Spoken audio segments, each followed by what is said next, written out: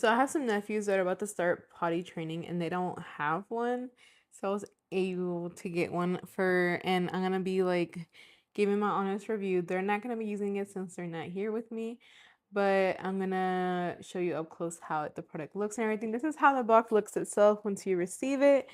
And I just lightly type it and it already makes a flushing sound, which is very nice so the kids will genuinely like this.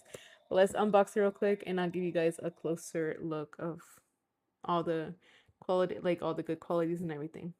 So I didn't put it all the way together. It's pretty easy, but I just want to put it back in the box after and give it to my cousin so he could be using it for his kids. But this is how it looks. That's my ear, sorry.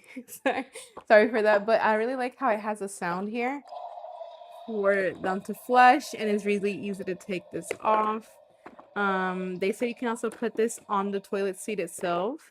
So once they don't need this and they want to start using the toilet seat, they'll be able to.